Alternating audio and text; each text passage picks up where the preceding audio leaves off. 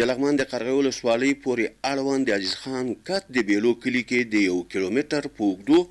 د سړک د جغل اچونې چارې پیل شوې. د یادو مراسمو پر مهال د لغمان مرستیال والي پوهنوال ډاکټر خواجه محمد اسامي د قرغې ولسوال فرهاد ثاقب د کډوالو او د کلو بیارغونې رئیسانو د ځوانانو د پارلمان استازي حنیف الله پشهي او د سیمې قومي مشرانو برخه درلوده. د لغمان ولایت د کډوالو چارو رئیس انجینر شاکر الله شاکر د معلوماتو له مخې د IOM همکاري مؤسسې په مالي ملاتړ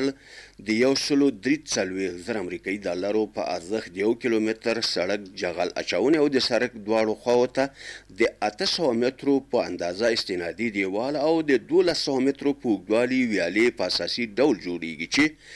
د 3 میاشتو په موده کې به چارې بشپړې شي. د مهاجرت نړیوال سازمان د کډوالو وزارت په همکارۍ باندې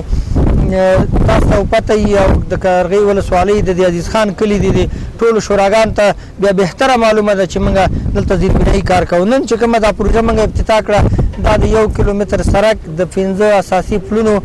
او تقریبا 1300 متره د کانال اساسي پخول به د دې قیمت چونچ معاون صاحب ویلي هماغه 1.5 لک ډالر په شاوخوا تقریبا د عزیز خان تقریبا زیاتې شوراګانې دي اکثره دلته ځمکې لري. د دې سړک په جوړېدو سره به عام زراعتي محصولات د بازاریابۍ دپاره به دغه شي دغه اوبه چې تاسو ګورئ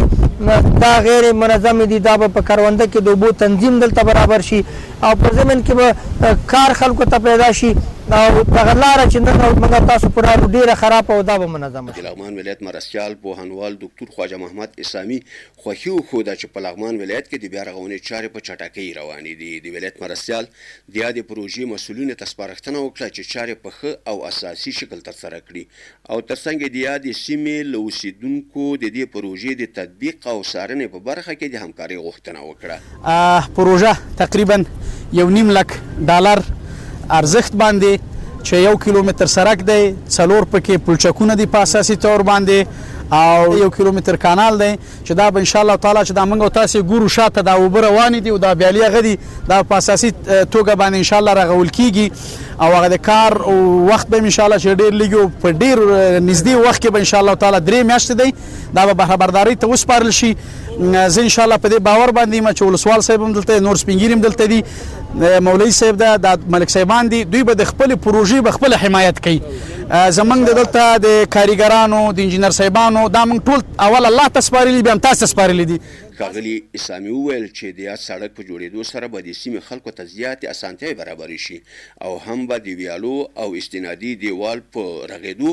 300 جریبه ځمکه خړوبه شي.